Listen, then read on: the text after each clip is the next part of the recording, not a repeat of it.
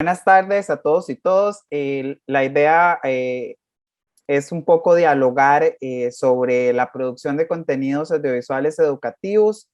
Y bueno, para esto me enfoqué en un programa que de hecho actualmente todavía está al aire, que se llama Generación Z. Esto, bueno, va a ser un poco la estructura de la presentación.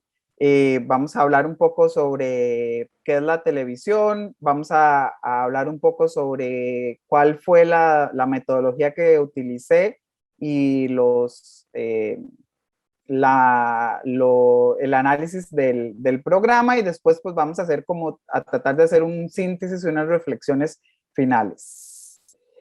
Bueno, lo primero es, cuando hablamos de televisión, básicamente hablamos que es un medio audiovisual y lo podríamos resumir en que integra dos elementos, que es el audio y las imágenes en movimiento, y básicamente tiene el objetivo de llegar a una gran audiencia. Eso es básicamente un poco, un concepto muy básico y muy simple de lo que nosotros pues conocemos como televisión.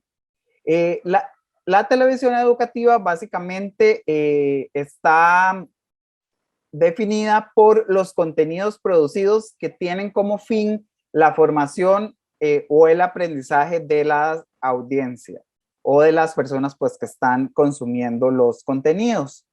Es importante que la televisión educativa está dividida, bueno, hay tres tipos de televisión educativa, según Cabero, y bueno, la primera es cultural, que es un poco la que tal vez podríamos como nosotros tener más identificada, que son como los noticieros, los documentales de National Geographic, Planeta Azul, para quienes crecimos como en esa generación de esos programas.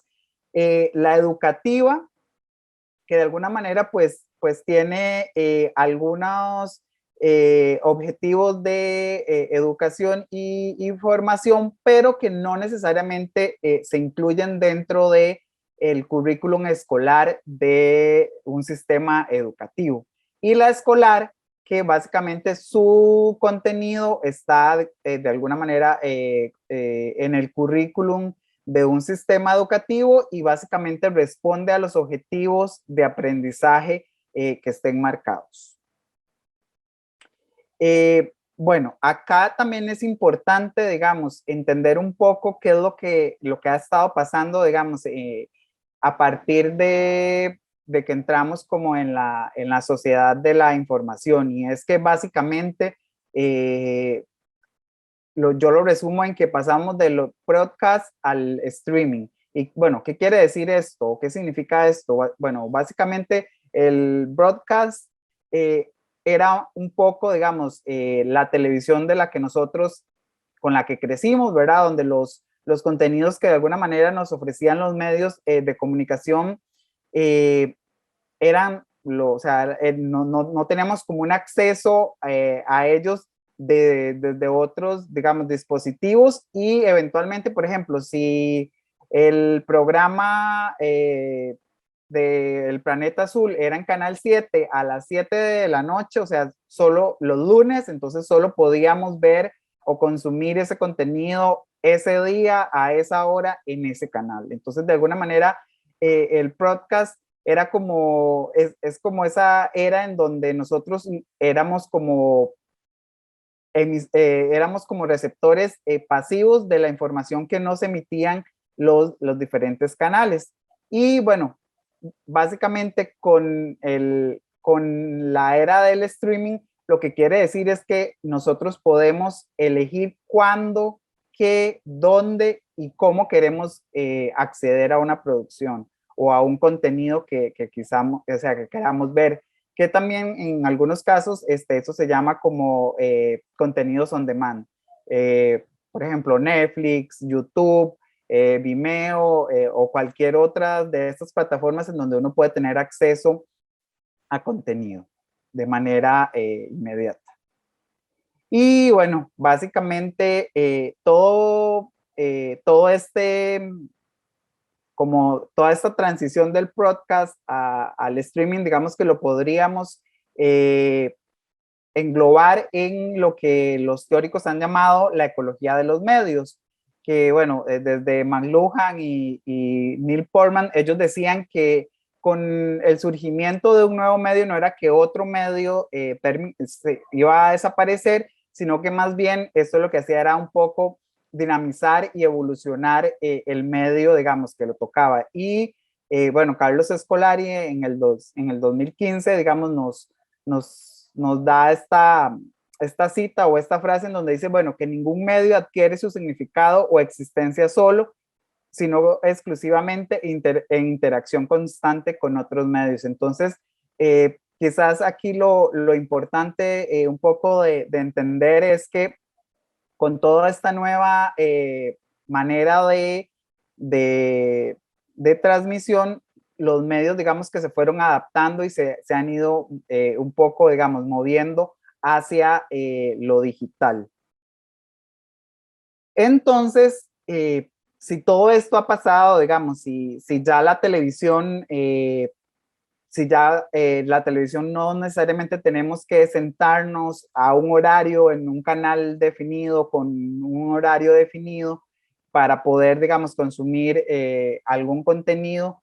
O sea, yo me pregunté, o la pregunta que nace a partir, digamos, de este análisis, de este caso, es cómo ha cambiado un poco la producción de contenidos audiovisuales, en este caso educativos, a partir de este fenómeno de la ecología de los medios. Entonces, a partir de ahí es que comienzo un poco a plantear los siguientes objetivos, ¿verdad? Que la idea, bueno, es un poco describir cómo es el formato y la narrativa de la primera y de la cuarta temporada, digamos, del programa educativo Generación Z, analizar un poco el proceso de producción de la primera y de la cuarta temporada del programa y comparar un poco el proceso de producción de la primera y la cuarta temporada de Generación Z.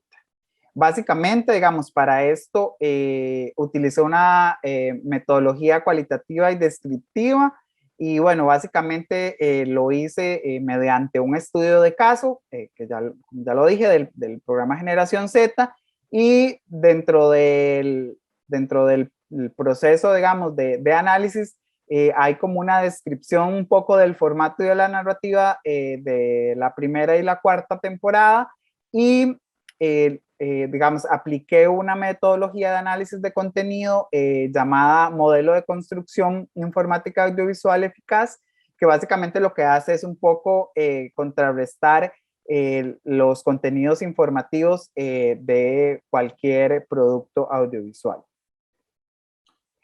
Bueno, vamos a empezar un poco hablando del formato y de la narrativa de la primera y de la cuarta temporada. Y bueno, como yo soy muy visual, quise como que traer este contraste de la temporada 1 y la temporada 4, digamos. Y básicamente podríamos ver, y ustedes podrán ver que la primera temporada a nivel como de formato o a nivel de narrativa, es como más simple el diseño del set, incluso digamos, si comparamos como con las presentadoras, vemos que la presentadora, bueno, esto no lo había dicho, digamos, Generación Z es un programa que producen las 5 universidades públicas de Costa Rica, que está dirigido a jóvenes de 15 a 17 años, y la idea es, pues, de alguna manera informar temas que tienen que ver con ciencia, tecnología e innovación y generar vocaciones. Entonces, ya para la cuarta temporada podemos ver que inclusive hay una transición, digamos, en cuanto a la forma en que nos presentan a la persona que está de alguna manera pues, liderando el programa. Vemos que está como en un cuarto, un poco como más de acuerdo a la audiencia a la que está dirigido el programa, e incluso la chica se ve, o podríamos decir que es como un poco joven, e incluso después, por cuestiones de tiempo, no puedo pues presentar los videos, pero si uno ve la temporada 1 y la temporada 4, inclusive podemos ver que la presentadora es un poco más histriónica y es más como presentadora de noticias, y en este caso para la cuarta temporada la presentadora tiene más un corte de youtuber o que son estas personas pues que de alguna manera tienen un canal en YouTube. Básicamente un poco también, digamos, vemos que aunque siempre la parte gráfica o la parte, digamos, de ambas temporadas es como muy simple y muy plana, sí vemos como que en la cuarta temporada incluso hay como todavía un poco más de color y un poco más de simplicidad en las gráficas, y que en la primera temporada sigue siendo un poco más limpia e inclusive sigue siendo un poco más como si fuera dibujada con un lápiz. Entonces, eso también creo que afecta o sea, a la hora de cómo las personas pues perciben un poco una temporada y la otra. Y acá, bueno, voy a básicamente hablar un poco sobre cómo están estructuradas la temporada 1 y la temporada 4. Digamos que esto es una ficha descriptiva y característica de la producción, y quizás aquí los puntos más importantes, digamos, que podríamos observar es que en la primera temporada hay solo 3 secciones, digamos, el programa está dividido en 3 secciones. Para la cuarta temporada hay 4. Las plataformas de consumo de la primera temporada básicamente es en televisión abierta, es decir, o sea, o sea, se pensó para que fuera publicado, o sea, para que fuera transmitido por Canal 15 y Canal 13, y en realidad la cuarta temporada la encontramos primero en YouTube y en Facebook, y después pasa, digamos, a la televisión. Vemos también un poco la duración de la primera temporada, que es el bloque completo de 26 minutos, y en la cuarta temporada hay como, cada una de las secciones tiene de 2,50 minutos a 5 minutos, ese es como un promedio. El programa es semanal y de alguna manera, digamos, está secuenciado. Bueno, ya lo veremos más adelante. Y en la cuarta temporada, pues son cápsulas de alguna manera independientes. Y pues lo demás, ya digamos, en cuanto a la presentadora y el narrador y la música, creo que sí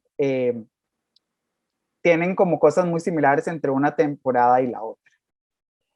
Un poco, bueno, el modelo de construcción informativa audiovisual eficaz básicamente tiene 3 niveles, en donde el primer nivel se analiza el proceso de producción de la información, en el segundo nivel se analiza la intención informativa del contenido audiovisual, y el tercero, un poco la percepción de espacio y tiempo. Básicamente, bueno, estos son un poco, digamos, a muy resumidas los hallazgos que encontramos, digamos, entre una temporada y otra, digamos, en cuanto al proceso de producción. En la fase de estructuración, la primera temporada tiene un tema central y básicamente es lineal. ¿Qué quiere decir esto? O sea, que tiene como un principio y un fin, y que se tiene que ver el programa completo, o sea, los 26 minutos, para de alguna manera poder entender, porque la presentadora es la que hace como todo el hilo, digamos, conductor. Entonces cuesta mucho poder entender una cápsula. O sea, si agarramos un programa y lo partimos, cuesta mucho, digamos, no hay como una secuencia lógica. En la cuarta temporada son varios temas, digamos, y realmente, digamos, no existe como una linealidad, sino más bien los contenidos son expandidos, digamos. Esto también además porque adicional a las cápsulas de audiovisuales, se producen contenidos propios en Instagram y en Facebook, y entonces de alguna manera son contenidos que están ligados a la producción audiovisual, pero que de alguna manera pues no forman parte de la producción como tal. Ricardo, Sí, nada más para recordarte que te quedan 5 minutos. vale, ya estoy terminando.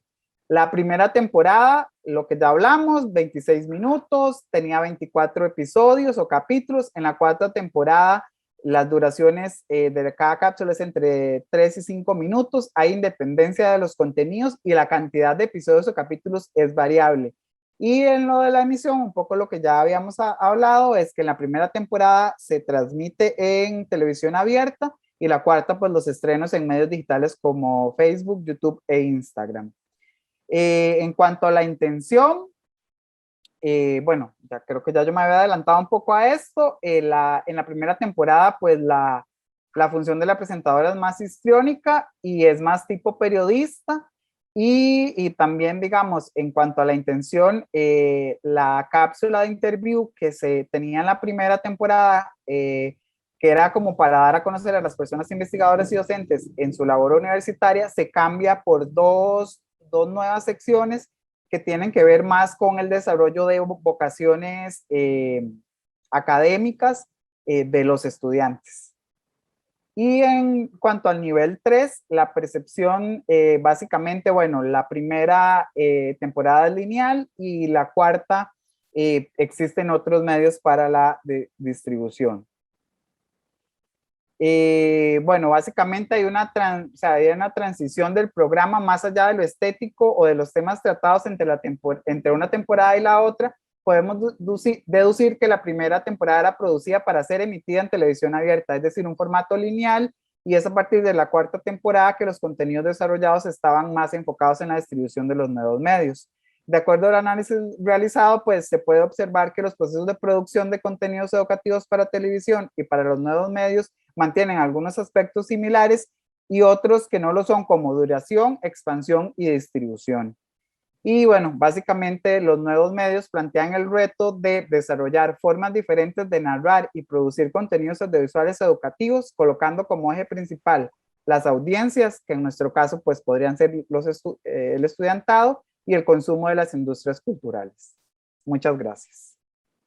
Perfecto, muchas gracias Ricardo por su presentación. Tenemos unos minutos para consultas y reflexiones. Ricardo, en términos analíticos y críticos, ¿usted qué podría decir digamos, de la investigación que hace a nivel de hallazgos? Pensando en que son producciones, ¿verdad?, para ciertos sectores y que los contenidos deben de transmitir, digamos, formas de pensar, formas de actuar, en fin, adelante. Sí, yo creo que inclusive ese es un miedo que tenemos muchas veces las personas que trabajamos en educación. Como yo siempre digo, yo fui deformado, porque yo nunca digo que soy formado, sino yo siempre digo que soy deformado, digamos, en comunicación y en publicidad. Y yo creo que, digamos, cuando hablamos de industrias culturales, estamos hablando pues, del cine, de lo que está pasando, digamos, en la televisión, de lo que está pasando en Netflix, y muchas veces en educación a nosotros nos da miedo como saltar ese riesgo, digamos, y empezar a hacer producciones que tengan de alguna manera, pues los mismos ganchos que utilizan, pues, producciones, digamos, para temas más, digamos, de entretenimiento, no necesariamente educativo. Yo creo que inclusive, digamos, el programa ha dado como un salto. De hecho, bueno, este estudio de casos lo realicé entre el 2019 y el 2020. Ya inclusive están por la sexta temporada, porque no se van ajustando a los tiempos de televisión, sino se van ajustando a los tiempos de producción. Entonces conforme van produciendo, van publicando de una vez. E inclusive si ustedes, cualquiera va a visitar como el canal que ellos tienen en Instagram, incluso ahora creo que también están en TikTok. Obviamente muchos de los contenidos están digamos, muy traslapados con lo que está pasando, digamos, alrededor. Y yo creo que eso es importante.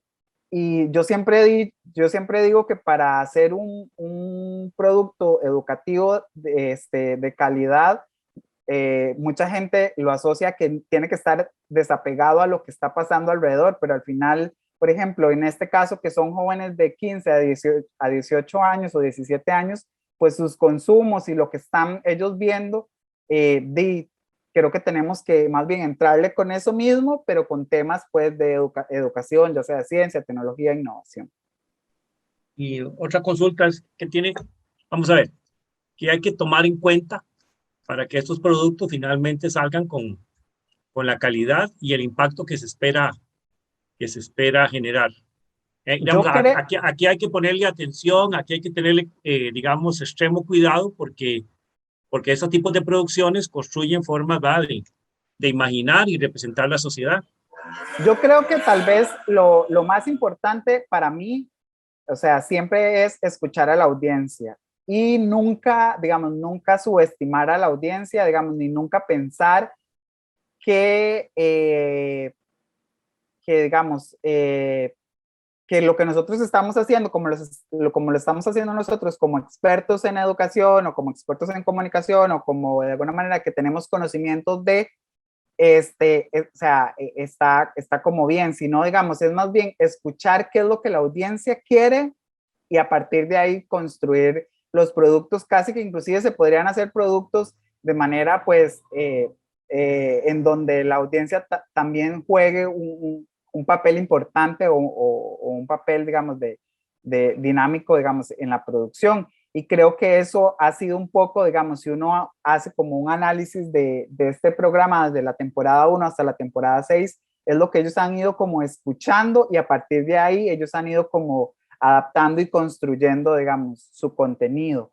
Yo creo que es importante, digamos, el hecho de usar pues lenguajes más coloquiales o más informales, tampoco significa que es que vamos a hacer algo que no tenga, digamos, la rigurosidad científica o la rigurosidad académica que lo requiera, sino es simplemente es hacer un trabajo más fuerte a la hora en el que se guionea o a la hora que se escribe estos contenidos para poder realmente atrapar pues a estas audiencias que en realidad son complicadas porque además son audiencias que tienen consumos en diferentes lugares, Instagram, TikTok, no están tanto en Facebook, están en Discord, están ¿verdad? En otras series de nuevas tecnologías emergentes en las que nosotros también tenemos que entrar ahí para aprender cómo es que funciona la dinámica